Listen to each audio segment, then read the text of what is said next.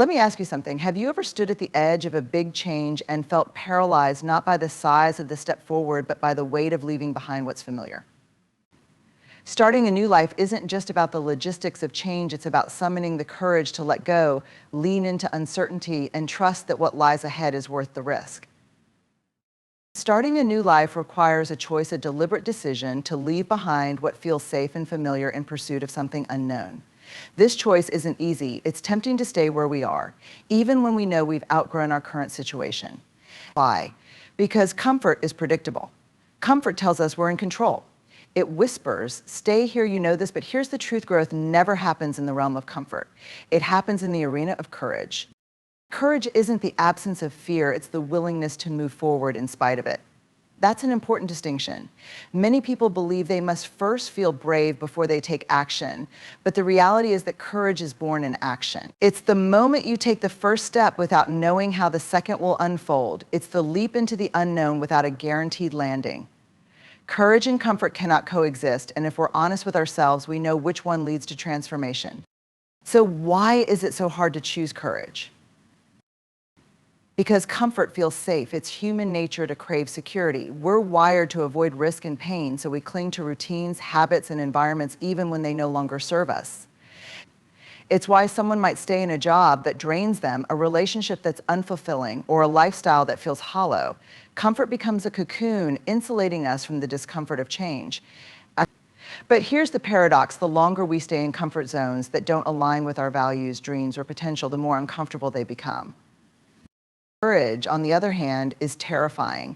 It asks us to face uncertainty, to take risks, to embrace vulnerability. It asks us to let go of the illusion of control and step into what feels like chaos. But courage is also exhilarating. It holds the promise of freedom, growth, and authenticity. It's the doorway to a new life. Choosing courage often begins with the question, what am I willing to risk for the life I want to create? That question is both clarifying and unsettling. Risk is the price of change. It might mean leaving behind relationships that no longer align with your values. It might mean walking away from financial stability to pursue a passion. It might mean letting go of an identity you've outgrown. Whatever the cost, courage asks us to weigh it against the cost of staying the same. The truth is, comfort isn't always comfortable. It can be suffocating, stifling, and stagnant. Imagine living in a house that's too small for you, where every door is too low and every corner too tight. At first, you might adjust, crouching a little here, squeezing through a space there, but over time, the strain of living small becomes unbearable. That's what staying in comfort feels like when you've outgrown it. Courage is the key that unlocks the door to a larger life. But how do you cultivate courage when fear is loud and persistent? First, acknowledge your fear. Pretending you're not afraid doesn't make it go away, it makes it louder. Name it. Say, I'm afraid of failing. I'm afraid of being judged. I'm afraid of not knowing what's next. Naming your fear strips it of its power. It becomes something you can confront rather than something that controls you. Next, reframe failure. So often we avoid taking courageous steps because we fear the possibility of failure. But failure isn't the opposite of success, it's part of the process. Every stumble, every misstep, every setback is a lesson. Failure isn't a sign that you're on the wrong path, it's proof that you're trying, that you're moving, that you're alive. Another key to cultivating courage is finding your why. Why do you want to start a new life? What's the vision that pulls you forward? Courage without purpose is exhausting, but courage anchored in a deeply personal why becomes unstoppable. Maybe your why is to create a better life for your family, to pursue a passion you've ignored for too long, or to heal from a painful chapter. Whatever it is, hold on to it. Let it be your North Star when fear tries to pull you off course. It's also important to understand that courage isn't a one-time act. It's not about making a single bold decision and being done with it. Starting a new life requires sustained courage to keep showing up, to keep trying, to keep believing in yourself when the road gets tough. Courage is a practice. Like any muscle, it grows stronger the more you use it. And let's not forget the role of support. Courage doesn't mean going it alone. It's okay to lean on others, to ask for help, to surround yourself with people who believe in your ability to create a new life. In fact, courage is often born in community. When you see others take brave steps, it reminds you that you can too. Finally, remember this courage doesn't always feel like roaring confidence. Sometimes it feels like quiet resolve. Sometimes it feels like shaky hands and a racing heart. Sometimes it feels like tears. But no matter how it feels, courage is always worth it. When you choose courage over comfort, you're choosing growth over stagnation, possibility over limitation, and authenticity over fear. You're saying to yourself, I'm worth the risk because you are. Vulnerability is often misunderstood. Many people equate it with weakness or exposure, something to be avoided at all costs. But in truth, vulnerability is the birthplace of authenticity, connection, and growth. It's not weakness, it's courage in its purest form. To be vulnerable is to show up fully without guarantees, without certainty, and without the armor we so often use to protect ourselves. Starting a new life demands vulnerability. It requires us to embrace uncertainty and take risks, to step into the unknown and trust that we have what it takes to find our way. Vulnerability isn't a comfortable process. It's messy, emotional, and often uncomfortable, but it's also powerful because it's the gateway to transformation. Why is vulnerability so challenging? At its core, vulnerability feels like exposure. It means admitting we don't have all the answers, that we might fail, or that we need help. And in a world that often rewards perfection, control, and independence, admitting those things can feel terrifying. We fear judgment, rejection, and failure. We fear being seen as not enough. But here's the paradox: while we fear vulnerability, we crave connection, and connection is impossible without it. Think about the moments in your life when you felt most connected to others. Were they moments of perfection when everything was going smoothly? Or were they moments of raw honesty when you shared a fear, a failure, or a dream? True connection happens when we let others see us as we are, imperfections and all. When we start a new chapter in life, vulnerability becomes even more essential. Why? Because new beginnings are full of uncertainty. Whether you're starting a new job, moving to a new place, or rebuilding after a loss, or stepping into unfamiliar territory. It's tempting to put on a facade, to pretend you have it all together, to avoid admitting how hard it is. But vulnerability asks something different of us. It asks us to be honest with ourselves and with others about where we are and what we need. Imagine this: you're starting over in a new city where you don't know anyone. You could put up walls trying to appear self-sufficient and unbothered. Or you could take a vulnerable step, reaching out to a neighbor or joining a community group and saying, I'm new here and I'd love to get to know people. That act of vulnerability might feel scary. It opens you up to rejection, but it also creates the possibility for connection. Vulnerability also plays a crucial role in our relationship with ourselves. Starting a new life often brings up feelings of doubt, fear, and even grief for what we're leaving behind. It's tempting to suppress those emotions, to push through and pretend everything is fine. But when we deny our feelings, we deny ourselves the opportunity to process and heal. Vulnerability invites us to sit with our emotions, to name them, and to honor them as part of the journey. It's not about wallowing in self-pity, it's about creating space to feel and move forward with clarity. One of the most significant aspects of vulnerability is its role in building resilience. When we allow ourselves to be vulnerable, we're not just exposing ourselves to potential pain, we're also building the capacity to navigate it. Resilience isn't about avoiding hardship, it's about facing it head on, allowing ourselves to feel, and then finding the strength to rise. Vulnerability is the first step in that process. It says, this is hard, but I'm here and I'm willing to try. Vulnerability is also a form of freedom. When we embrace it, we let go of the exhausting need to appear perfect. We free ourselves from the pressure to have it all figured out. Starting a new life is rarely a seamless process. There will be mistakes, missteps, and moments of doubt. Vulnerability allows us to acknowledge those moments without shame. It reminds us that we don't have to be perfect to be worthy of love, success, or happiness. Another powerful aspect of vulnerability is its ability to foster creativity and growth. When we start a new life, we're often called to think differently, to adapt, and to innovate. Creativity thrives in vulnerability because it requires us to take risks and try new things. It's about saying, this might not work, but I'm willing to give it a shot. Without vulnerability, we stay stuck in what's familiar, too afraid to explore what's possible. Of course, vulnerability doesn't mean oversharing or exposing yourself recklessly. It's about discernment, choosing when and with whom to share your story. Not everyone deserves access to your most tender truths, but the act of sharing when done thoughtfully can be transformative. It deepens relationships, builds trust, and creates a sense of shared humanity.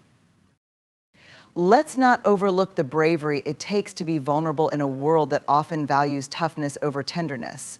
It's easier to build walls than to let them down. It's easier to pretend everything is fine than to admit we're struggling. But when we choose the harder path of vulnerability, we open ourselves to something much greater: authenticity. Authenticity is the cornerstone of starting a new life. It's the foundation upon which we build meaningful connections, pursue our passions, and align with our values. And authenticity cannot exist without vulnerability. To be authentic is to be honest about who we are, where we've been, and what we hope for. It's about showing up fully, even when we're unsure of the outcome. When we embrace vulnerability, we give ourselves permission to be seen, not as perfect or invincible, but as human. And in doing so, we not only create space for our own growth, we inspire others to do the same. Owning your story is one of the most transformative acts you can undertake, especially when starting a new life. It's about taking responsibility for the narrative of your life, past, present, and future. It means acknowledging where you've been, honoring the lessons learned, and reclaiming the power to write your next chapter. When you own your story, you stop being a passive participant in your life and become the author of it. But what does it mean to truly own your story? It starts with honesty. To own your story, you must face it, all of it. The triumphs and the failures, the joys and the heartbreaks, the moments you're proud of, and the ones you wish you could erase.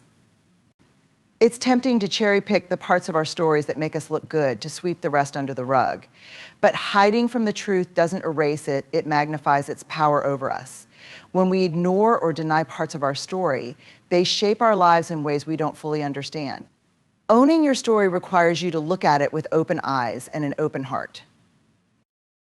One of the hardest parts of this process is confronting the messy, painful parts of our story. Maybe it's a mistake you made, a relationship that ended badly, or a time when you felt lost or defeated. These chapters are often the ones we want to forget, but they're also the ones that hold the most potential for growth. When you own your story, you don't just acknowledge these moments, you learn from them. You ask, what did this teach me? How did it shape who I am today? There's a common misconception that owning your story means being stuck in it, but the opposite is true. Owning your story isn't about dwelling on the past, it's about understanding it so you can move forward with clarity and intention. It's about saying, this happened and it shaped me, but it doesn't define me. When you take ownership of your story, you reclaim your power from the past and use it to create a future that aligns with who you want to be. Owning your story also means rejecting the narratives others have written for you. Throughout our lives, we're often handed stories by family, society, or culture, stories that tell us who we are and what we're capable of. Maybe you were told you'd never be successful, or that you had to follow a certain path to be happy, or that you weren't good enough.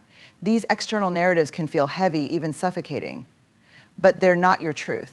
Part of owning your story is recognizing which narratives belong to you and which ones you need to let go of. This process isn't easy. It requires deep reflection and a willingness to challenge long-held beliefs. But it's worth it because it allows you to step into your authenticity. When you own your story, you're no longer living by someone else's script. You're living by your own values, dreams, and truths. Another key aspect of owning your story is self-compassion. As you reflect on your story, you'll likely encounter moments that bring up feelings of shame, regret, or guilt. It's easy to judge yourself harshly for the choices you made or the mistakes you can't undo. But judgment keeps you stuck, compassion sets you free. Owning your story means treating yourself with kindness and understanding even when you fall short. It's about recognizing that you did the best you could with the knowledge and resources you had at the time. Self-compassion also allows you to rewrite the inner narrative that accompanies your story. Many of us carry an internal voice that's critical and unforgiving, a voice that says, you're not enough, you'll never succeed, you're unworthy.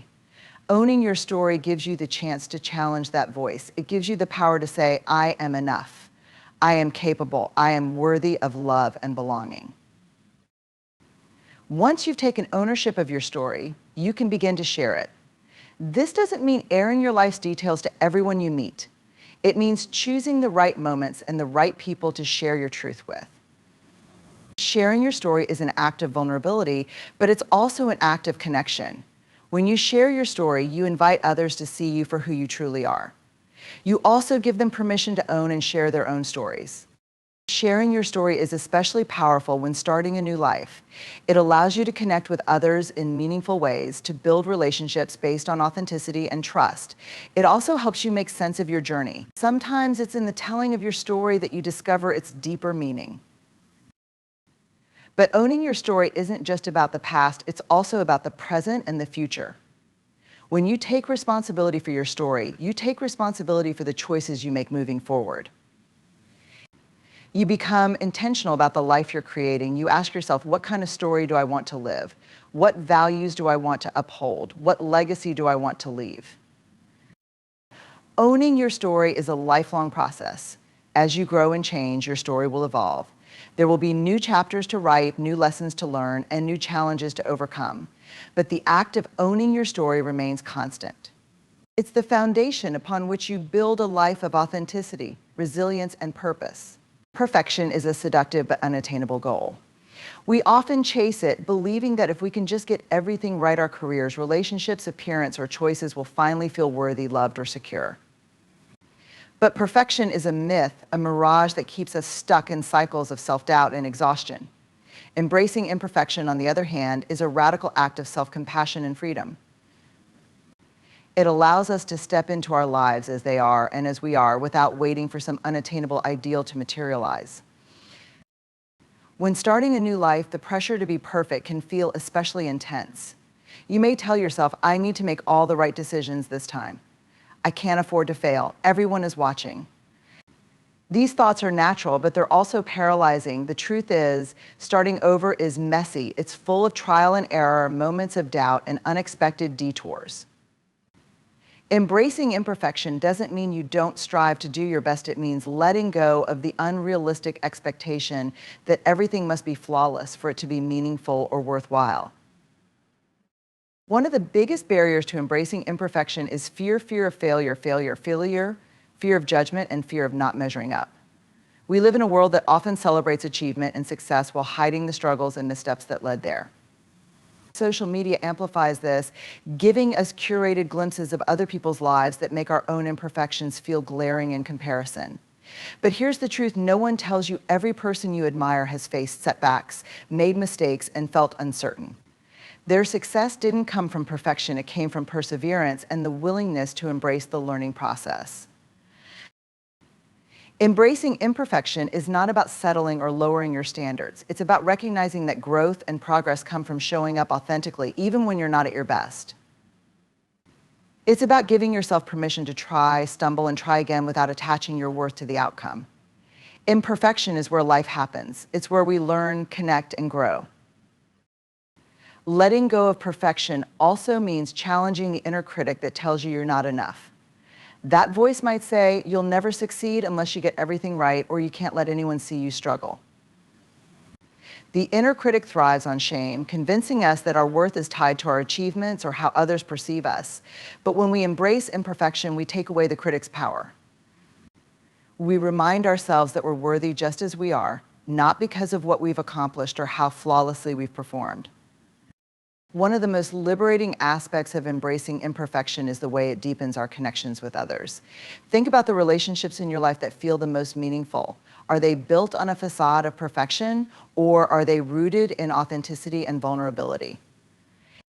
When we allow ourselves to be seen as imperfect, we invite others to do the same. It creates space for empathy, understanding, and true connection. Consider this, have you ever felt more connected to someone after they admitted a mistake or shared a personal struggle? Their willingness to be vulnerable didn't make you think less of them, it made you feel closer to them. Embracing imperfection works the same way. When we show up as we are, flaws, insecurities, and all, we open the door to relationships that are real and fulfilling.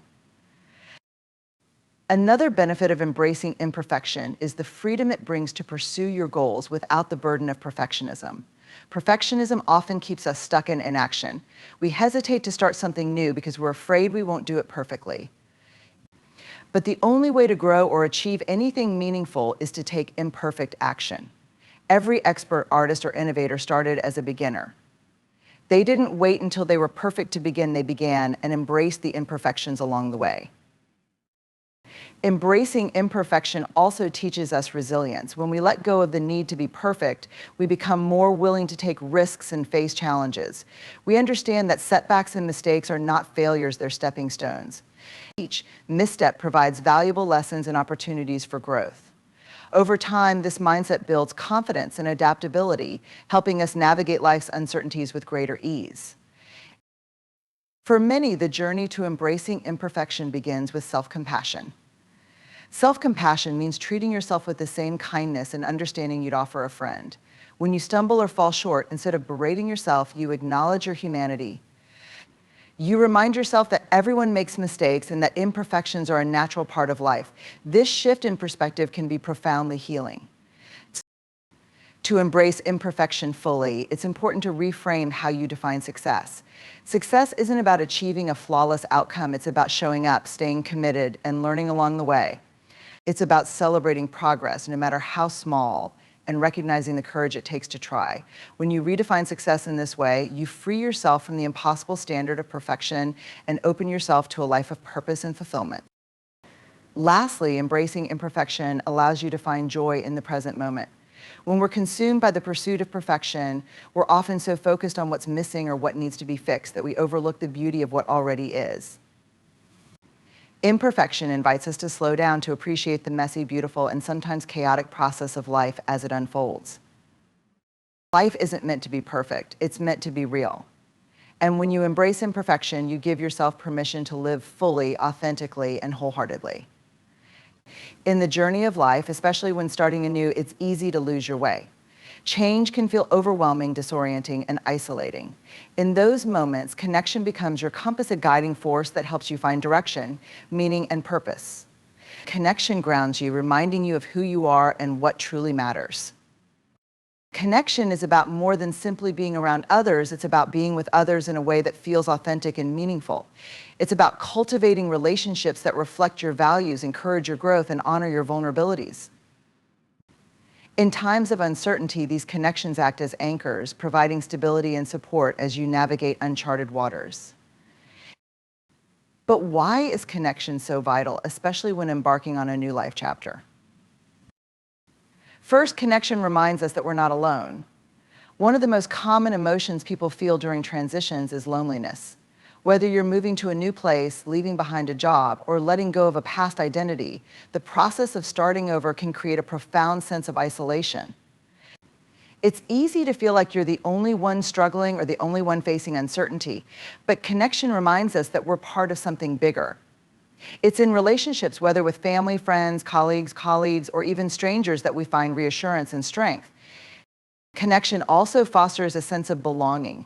Humans are hardwired for connection. It's a fundamental need.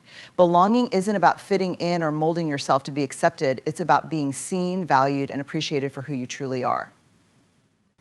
When you surround yourself with people who embrace your authentic self, you feel a sense of home, no matter where you are or what challenges you face. In times of change, connection can serve as a mirror, reflecting the best parts of yourself that you may have forgotten or doubted. When life feels uncertain, it's tempting to focus on your perceived shortcomings, to question your worth or capability. But the people who know you and care for you see beyond your self-doubt. They remind you of your strengths, your resilience, and your potential. Their belief in you can reignite your belief in yourself. Connection isn't just about external relationships, it's also about your connection with yourself. Starting a new life often involves introspection, revisiting your values, dreams, and priorities. It's a chance to ask yourself, who am I? What do I want? What truly matters to me? Building a strong connection with yourself is the foundation for creating a life that feels purposeful and fulfilling. When you're in tune with your inner self, you're better equipped to form meaningful connections with others. Cultivating connection requires vulnerability. True connection can't happen if we're hiding behind masks or walls. It requires the courage to be seen as we are, imperfections and all. This vulnerability can feel risky, especially when you're in the midst of change and feeling unsure of yourself. But vulnerability is the birthplace of trust and intimacy. It's what turns surface-level interactions into deep, meaningful relationships. Think about the moments when you felt most connected to someone. Chances are, they weren't moments of perfection or ease, they were moments of honesty, when you shared something real and were met with empathy and understanding. These moments remind us that we're not alone in our struggles or fears. They create a sense of shared humanity, breaking down the barriers that keep us isolated. The connection also has the power to heal. When you're starting over, it's natural to carry scars from the past. Maybe you've experienced loss, failure, or heartbreak. These wounds can make it hard to trust or open up to others. But connection provides a safe space for healing. In the presence of someone who listens without judgment, who offers kindness and support, you begin to feel whole again. This connection as a compass doesn't mean relying on others to chart your path for you. It's about using the wisdom and insight gained from relationships to guide your choices. The people who truly care for you don't dictate your journey, they walk alongside you, offering perspective, encouragement, and a sense of accountability. One of the most profound aspects of connection is its ability to inspire growth. When you're surrounded by people who challenge you in healthy ways, who push you to dream bigger or think differently, you expand your horizons. These relationships encourage you to step outside your comfort zone and explore what's possible. It's important to remember that connection isn't about quantity, it's about quality. You don't need a vast network of relationships to feel supported and fulfilled. A few meaningful connections can make all the difference. What matters most is the depth and authenticity of those relationships, the willingness to show up for each other, to listen, and to share in life's joys and challenges. At its core, connection is about presence. It's about being present with others and with yourself. In a world that often feels rushed and distracted, the simple act of truly being with someone, listening without judgment, engaging without an agenda, can be profoundly grounding. This presence is what transforms interactions into connections and connections into relationships that sustain you. Connection as a compass reminds us that we're not meant to navigate life alone. We thrive when we're supported, understood, and valued. It's through connection that we find the courage to face challenges, the strength to overcome obstacles, and the joy that makes the journey worthwhile. So here's my invitation to you. Don't wait for the perfect time to start over. Don't wait for fear to vanish or for the road to be clear. Life doesn't work that way. The right time is now. Step forward with courage, embrace the mess, and trust that new beginnings aren't about finding a new version of yourself. They're about remembering who you've been all along. Thank you.